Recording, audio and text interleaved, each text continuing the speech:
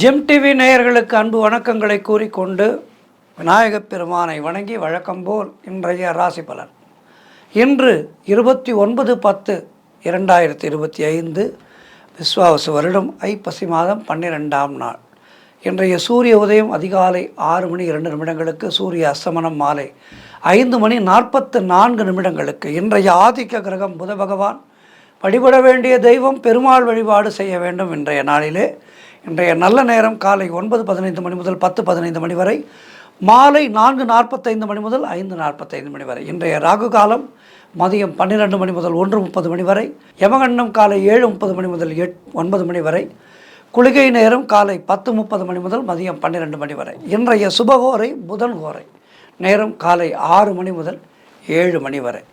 இந்த நேரத்திலே கலை, கல்வி மற்றும் எழுத்து தொடர்பான வேலைகளை தொடங்குவதற்கு நல்ல நேரம். அதேபோல் ஏதேனும் வழக்குகள் நடந்து கொண்டிருந்தால் அது சம்பந்தமாக வழக்கறிஞரை சந்திக்கலாம். இல்லத்திலே புதுவரவு குழந்தை ஏதேனும் பிறந்திருந்தால் அந்த குழந்தைக்கு ஜாதகம் கிடைக்கலாம். ஏதேனும் வழக்குகள் நடந்து கொண்டிருந்தால் அந்த வழக்கு தொடர்பாக வழக்கறிஞரை சந்திக்கலாம். புது கணக்கு தொடங்கலாம், புது தொழில் தொடங்கலாம். இப்படி நல்லவற்றை செய்ய நல்ல நேரம் இது.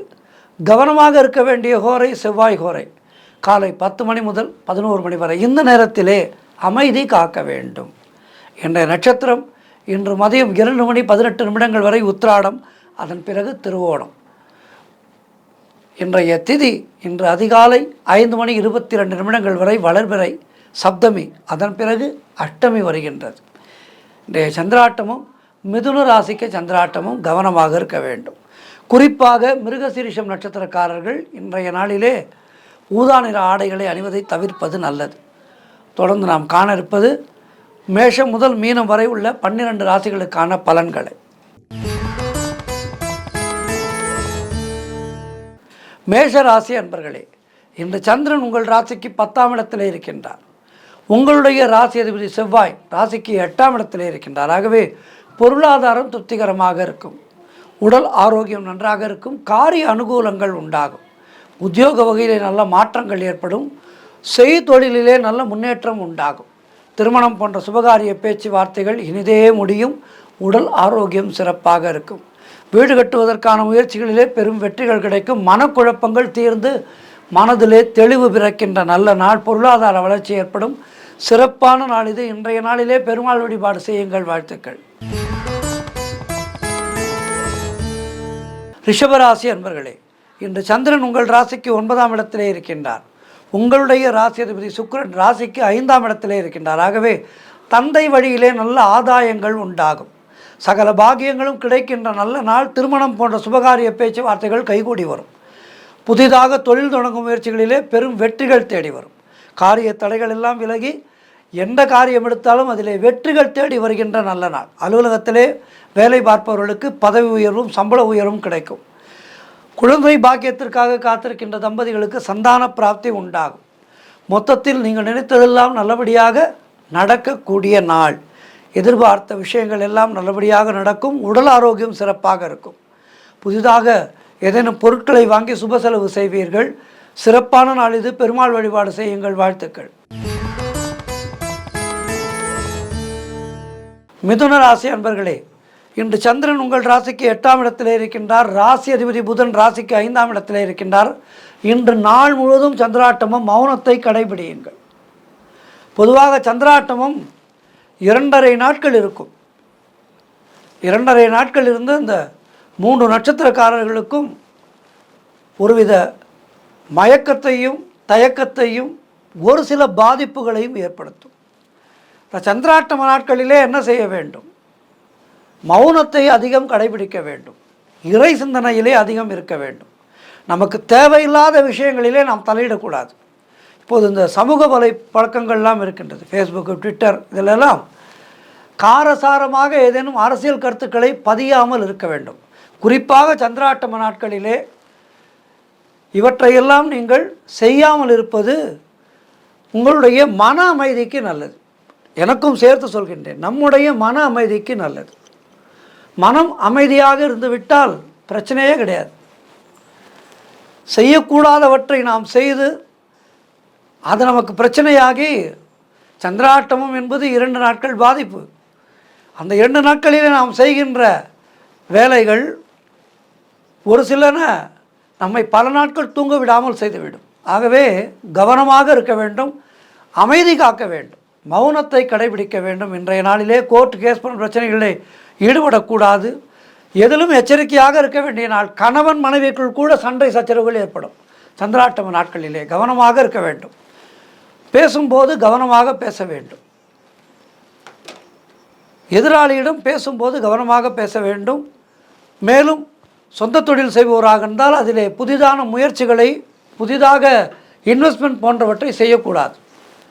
இவற்றையெல்லாம் கடைபிடித்தால் சந்திராஷ்டம பாதிப்புகளிலிருந்து வெளிவந்து விடலாம். குறிப்பாக சந்திராஷ்டம நாட்களிலே நாம் அதிகமாக இறை உணர்வோடு இருந்தாலே பாதி பிரச்சனைகள் நம்மை அண்டாது. இன்றைய நாள் நீங்கள் இறைவனை அதிகம் துதிக்க வேண்டிய நாள். வாழ்த்துக்கள். கடகராசி அன்பர்களே, இன்று சந்திரன் உங்கள் ராசிக்கு 7ஆம் இடத்திலே இருக்கின்றார். ஆகவே திருமண பேச்சுவார்த்தைகள் சுபமாக முடியும். தொழில் தொடங்கும் முயற்சிகளிலே வெற்றிகள் தேடி வரும். சுபகாரியங்கள் நடைபெறக்கூடிய நல்ல நாளாக இருக்கின்றது. கணவன் மனைவிக்குள் இருந்து வந்த பிரச்சனைகள் எல்லாம் சரியாகும். நண்பர்கள் மூலம் நல்ல அனுகூலங்கள் உண்டாகும். மனம் உற்சாகமாக காணப்படக்கூடிய நல்ல நாள். வீடு வண்டி வாகன யோகம் உண்டாகும். செய்கின்ற செயலிலே பெயரும் புகழும் கிடைக்கும். அலுவலகத்திலே சம்பள உயர்வும் பதவி உயர்வும் தேடி வருகின்ற நல்ல நாள். புதிதாக வேலை தேடிக்கொண்டிருப்பவர்களுக்கு நல்ல வேலை கிடைக்கும். மொத்தத்தில் இன்றைய நாள் மனக்குழப்பங்கள் தீர்ந்து மனதிலே தெளிவு பிறக்கின்ற நாள். நல்லவை தேடி வருகின்ற நல்ல நாள். பெருமாள் வழிபாடு செய்யுங்கள். வாழ்த்துக்கள். சிம்மராசி அன்பர்களே, இன்று சந்திரன் உங்கள் ராசிக்கு 6ஆம் இடத்திலே இருக்கின்றார். உங்களுடைய ராசி அதிபதி சூரியன் ராசிக்கு 3ஆம் இடத்திலே இருக்கின்றார். ஆகவே தேவையில்லாத செலவுகள் ஏற்படலாம். கவனமாக இருக்க வேண்டும். உத்தியோகத்தில் இருப்பவர்கள் பணியிலே கூடுதல் கவனம் செலுத்த வேண்டிய நாள். தொழில் மற்றும் வியாபாரத்திற்காக புதிய முதலீடுகளை தவிர்க்க வேண்டிய நாள். திருமணம் போன்ற சுபகாரிய பேச்சுவார்த்தைகள் சற்று தாமதமாகும். உடல் உழைப்பு அதிகமாகும். பொருள் வரவு குறைவாக இருக்கும். நண்பர்கள் உறவினர்கள் மூலம் நல்ல அனுகூலங்கள் உண்டாகும். உடல் ஆரோக்கியத்திலே எச்சரிக்கையாக இருக்க வேண்டிய நாள். கணவன் மனைவிக்குள் சண்டை சச்சரவுகள் ஏற்பட்டு விலகும். ஆகவே இன்றைய நாள் மிக மிக கவனமாக செயல்பட வேண்டிய நாள். பெருமாள் வழிபாடு செய்யுங்கள். வாழ்த்துக்கள். கன்னிராசி அன்பர்களே, இன்று சந்திரன் உங்கள் ராசிக்கு 5ஆம் இடத்திலே, உங்களுடைய ராசி அதிபதி புதன் ராசிக்கு 2ஆம் இடத்திலே. ஆகவே குழந்தை பாக்கியத்திற்காக காத்திருக்கின்ற தம்பதிகளுக்கு சந்தான பிராப்தி உண்டாகும். கூட்டு தொழில் செய்பவர்களுக்கு அதிலே நல்ல முன்னேற்றம் உண்டாகும். கணவன் மனைவிடையே நல்லதொரு ஒற்றுமை ஏற்படும். சுபவிரயங்கள் ஏற்படக்கூடிய நாள். திருமண பேச்சுவார்த்தைகள் சுபமாக முடியும். பழைய பாக்கிகள் வசூலாகும். உழைப்புக்கு ஏற்ற ஊதியம் கிடைக்கும். கடன் பிரச்சனைகள் தீரும். புதிதாக வேலை தேடி கொண்டிருப்பவர்களுக்கு நல்ல வேலை கிடைக்கும். மொத்தத்தில் உங்களுடைய வயதுக்கேற்ப உங்களுக்கு நன்மைகள் தேடி வருகின்ற நல்ல நாள். துலாம் ராசி அன்பர்களே, இன்று சந்திரன் உங்கள் ராசிக்கு 4ஆம் இடத்திலே இருக்கின்றார். உங்களுடைய ராசி அதிபதி சுக்கிரன் ராசிக்கு 12ஆம் இடத்திலே இருக்கின்றார். ஆகவே வீடு வண்டி வாகன யோகம் உண்டாகும். தொழிலிலே நல்ல முன்னேற்றம் உண்டாகும். புதிய முயற்சிகள் எல்லாம் வெற்றியை தரக்கூடிய அற்புதமான நாளாக இருக்கின்றது. குலதெய்வ வழிபாடு வெற்றியை தரும். முன்னோர்களுடைய ஆசீர்வாதம் பரிபூர்ணமாக கிடைக்கும். கணவன் மனைவிடையே நல்லதொரு ஒற்றுமை ஏற்படும். உறவினர்களால் ஆதாயம் உண்டு. தாய் வழி சொத்துக்கள் கைக்கு வருகின்ற நல்ல நாள். மொத்தத்தில் எல்லா விதத்திலும் ஏற்றமும் மாற்றமும் உண்டாகின்ற நல்ல நாளாக இருக்கின்றது. இன்றைய நாளிலே என்ன செய்ய வேண்டும்? பெருமாள் வழிபாடு செய்யுங்கள். மேலும் உயர்வு கிடைக்கும். வாழ்த்துக்கள். விருச்சிக ராசி அன்பர்களே, இன்று சந்திரன் உங்கள் ராசிக்கு 3ஆம் இடத்திலே, உங்களுடைய ராசி அதிபதி செவ்வாய் ராசியிலேயே இருக்கின்றார். ஆகவே உங்களுடைய முயற்சிகள் எல்லாம் பெரும் வெற்றி பெறுகின்ற நல்ல நாள். உடல் ஆரோக்கியத்திலே நல்லதொரு முன்னேற்றம் உண்டாகும். கடன் தொல்லைகள் விலகும். நண்பர்கள் மூலம் எதிர்பார்த்த உதவிகள் கிடைக்கும். வேலையில் இருந்து வந்த பிரச்சனைகள் எல்லாம் சரியாகும். தந்தை உறவு வழியிலே நல்ல அனுகூலங்கள் உண்டாகும். திருமணம் போன்ற சுபகாரிய பேச்சுவார்த்தைகள் இனிதே முடியும். கூட்டு தொழில் செய்பவர்களுக்கு நல்ல லாபங்கள் வரக்கூடிய நாள். வேலை தேடிக்கொண்டிருப்பவர்களுக்கு நல்ல வேலை கிடைக்கும். பொருள் வரவும் தனலாபமும் அதிகரிக்கின்ற நல்ல நாள். வேலை மாற்றம் ஒரு சிலருக்கு ஏற்படும். சுப செலவுகள் ஏற்படுகின்ற நாள். பெருமாள் வழிபாடு செய்யுங்கள். வாழ்த்துக்கள். தனுசு ராசி அன்பர்களே, இன்று சந்திரன் உங்கள் ராசிக்கு 2ஆம் இடத்திலே இருக்கின்றார். உங்களுடைய ராசி அதிபதி குரு ராசிக்கு 8ஆம் இடத்திலே இருக்கின்றார். ஆகவே எதிர்பார்த்த விஷயங்கள் எல்லாம் நல்லபடியாக நடக்கும். திருமணம் போன்ற சுபகாரிய பேச்சுவார்த்தைகள் கைகூடி வரும். வீடு வண்டி வாகன மாற்றம் ஏற்படும். கூட்டுத் தொழிலிலே நல்ல லாபங்கள் வரக்கூடிய நாள். எதிர்பார்த்த இடமாற்றம் கிடைக்கும். பழைய பாக்கிகள் வசூலாகும். காரிய வெற்றிகள் உண்டாகின்ற நாள். குலதெய்வ வழிபாடு வெற்றியை தரும். மனம் சந்தோஷமாக இருக்கும். பொருளாதாரம் திருப்திகரமாக இருக்கும். பிள்ளைகளால் பெருமை ஏற்படும். வாழ்க்கை துணையால் மகிழ்ச்சி உண்டாகின்ற நாள். உறவினர்களோடு இருந்து வந்த மன வருத்தங்கள் தீரும். திருமணம் போன்ற சுபகாரிய பேச்சுவார்த்தைகள் இனிதே முடிகின்ற நாள். எல்லா வகையிலும் முன்னேற்றம் உண்டாகின்ற நாள். வாழ்த்துக்கள். பெருமாள் வழிபாடு செய்யுங்கள். மகர ராசி அன்பர்களே, இன்று சந்திரன் உங்கள் ராசியிலேயே இருக்கின்றார். உங்களுடைய ராசி அதிபதி சனி ராசிக்கு 2ஆம் இடத்திலே இருக்கின்றார். ஆகவே நீண்ட நாட்களாக குழந்தை பாக்கியத்திற்காக காத்திருக்கின்ற தம்பதிகளுக்கு சந்தான பிராப்தி உண்டாகும். தொழில் மற்றும் வியாபாரத்திலே சிறப்பானதொரு முன்னேற்றம் உண்டாகும். காரிய தடைகள் விலகி நீங்கள் எடுக்கின்ற முயற்சிகளிலே வெற்றிகள் தேடி வருகின்றன. வேலை தேடி கொண்டிருப்பவர்களுக்கு நல்ல வேலை கிடைக்கும். எதிர்பார்த்த உதவிகள் எல்லாம் நல்லபடியாக நடக்கும். நண்பர்கள் மூலம் நல்ல அனுகூலங்கள் உண்டாகும். பணவரவு அதிகரிக்கும். தொட்டதெல்லாம் பொன்னாகக்கூடிய சிறப்பான நாள். கடன் பிரச்சனைகள் தீரும். மனதிலே சந்தோஷம் குடிகொள்கின்ற நாள். இன்றைய நாளிலே என்ன செய்ய வேண்டும்? பெருமாள் வழிபாடு செய்து மேலும் நற்பலன்களை பெறுங்கள். வாழ்த்துக்கள். கும்பராசி அன்பர்களே, இன்று சந்திரன் உங்கள் ராசிக்கு 12ஆம் இடத்திலே இருக்கின்றார். உங்களுடைய ராசி அதிபதி சனி ராசியிலேயே இருக்கின்றார். ஆகவே உடல் ஆரோக்கியத்திலே நல்லதொரு முன்னேற்றம் ஏற்படும். சுப செலவுகள் உண்டாகின்ற நாள். கொடுத்த வாக்கை காப்பாற்ற மிகவும் சிரமப்படுவீர்கள். அலுவலகத்திலே வேலை பளு அதிகமாக இருக்கும். பொருளாதாரம் நெருக்கடியாக இருக்கின்றது. இன்றைய நாள் உங்களுக்கு 50-50ஆக இருக்கின்றது. 50% நல்ல பலன்கள் கிடைக்கும் என்றால் 50% கெடு பலன்கள் உண்டாக வாய்ப்பு இருக்கின்றது. அவற்றை நீங்கள் உங்களுடைய மதியால் வெல்ல வேண்டும். என்ன செய்ய வேண்டும்? அமைதியை காக்க வேண்டும். யாருடைய பிரச்சனைகளிலேயும் தலையிடக்கூடாது. இறை வழிபாடு அதிகம் செய்ய வேண்டும். ராம நாமத்தை சொல்லிக்கொண்டே இருங்கள். வாழ்த்துக்கள். மீனராசி அன்பர்களே, இன்று சந்திரன் உங்கள் ராசிக்கு 11ஆம் இடத்திலே இருக்கின்றார். உங்களுடைய ராசி அதிபதி குரு ராசிக்கு 5ஆம் இடத்திலே இருக்கின்றார். ஆகவே எதிர்பார்த்த விஷயங்கள் எல்லாம் நல்லபடியாக நடக்கும். தொழிலிலே நல்ல முன்னேற்றங்கள் உண்டாகும். உழைப்புக்கேற்ற ஊதியம் கிடைக்கும். கடன் பிரச்சனைகள் முடிவுக்கு வரும். வேலை தேடிக்கொண்டிருப்பவர்களுக்கு நல்ல வேலை கிடைக்கும். சுபகாரியங்கள் நடக்கக்கூடிய நல்ல நாள். உடல் ஆரோக்கியத்திலே நல்ல முன்னேற்றம் உண்டாகும். வீடு வண்டி வாகன மாற்றம் ஏற்படும். குழந்தைகளால் பெருமை ஏற்படும். நண்பர்கள் மூலம் நல்ல அனுகூலங்கள் உண்டாகும். சிறப்பான நாள் இது. இன்றைய நாளிலே மேலும் நற்பலன்களை பெறுவதற்கு பெருமாள் வழிபாடு செய்யுங்கள். வாழ்த்துக்கள். 12 ராசினருக்கும் இன்றைய நாள் சிறப்பாக இருக்க பிரார்த்திக்கின்றேன். நன்றி, வணக்கம். இன்றைய ஆன்மீக தகவல். இன்றைக்கு வியாசரை பற்றி நாம் பார்க்க இருக்கின்றோம். வியாசர் வேத காலத்திலே இருந்த ஒரு அற்புதமான ஒரு மகரிஷி. வேதத்திலே இருப்பதை எல்லோருக்கும் நன்றாக விளங்க வைப்பதற்காக வேதங்களை எல்லாம் நமக்கு வகுத்து கொடுத்த வேதவியாசர். அதனால்தான் அவருக்கு வேதம் என்ற பெயரும் சேர்ந்து வேதவியாசர் என்ற பெயர் ஏற்பட்டது. குறிப்பாக 18 புராணங்களை நமக்கு தந்தவர். 11 புராணங்கள், அஷ்டாதச புராணங்கள் என்று சொல்வார்கள். வியாசர் தான் முதலே ஒரு எழுத்தாளர். இந்த உலகத்தினுடைய முதல் எழுத்தாளர் என்று பார்த்தால் அது வியாசர் தான்.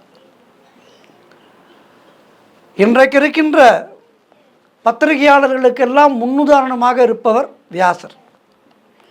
அதாவது கதை, சரித்திரம், பூகோளம், தத்துவம், தர்மம், கலைகள் என எல்லாவற்றையும் புத்திமான்களுக்கு மட்டும் அல்லாமல் பாமர ஜனங்களுக்கும் சுவாரஸ்யமாக தருவதற்கு மிகப்பெரிய ஒரு சக்தி வேண்டும். அவர் புராணங்களை எழுதி பெரிய ஒரு தத்துவமாக நமக்கெல்லாம் கொடுத்திருக்கின்றார். அவர் எழுதிய புராணங்கள் பெரும் படிப்பாளிகளுக்கு மட்டும் அல்லாமல் பாமரருக்கும் புரிகின்ற விதத்திலே இருக்கின்றது.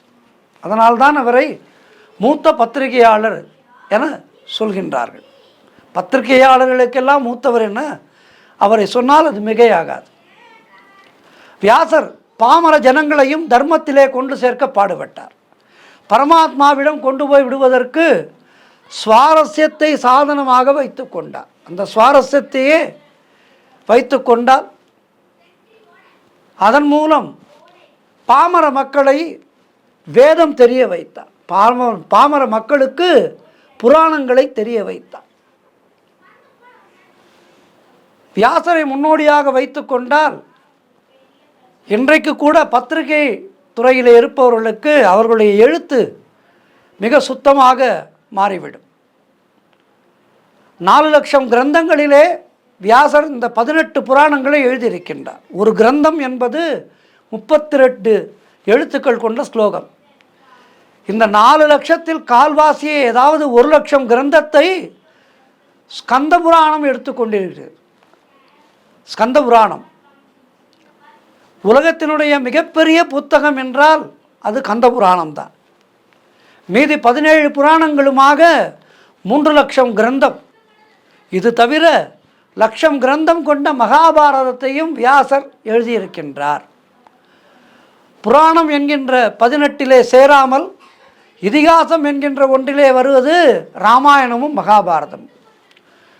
ஒவ்வொரு தேவத மூர்த்தியை பற்றியும் ஒவ்வொரு புராணம் சொல்லும். சைவமாகட்டும், வைணவமாகட்டும், சாக்தவமாகட்டும், இப்படி பல தேவதைகளை பற்றி புராணங்கள் இருக்கின்றது. இந்த புராணங்களை எல்லாம் நமக்கு தொகுத்து தந்தவர் வேத வியாச பகவான் தான். ஆகவே நம்முடைய குழந்தைகள் நல்ல கல்வி கற்க வேண்டும், நல்ல ஒரு பெரிய ஸ்திதிக்கு போக வேண்டும் என்றால் வியாசரை மனதால் துதித்து அவர்களை படிக்க வைக்க வேண்டும்.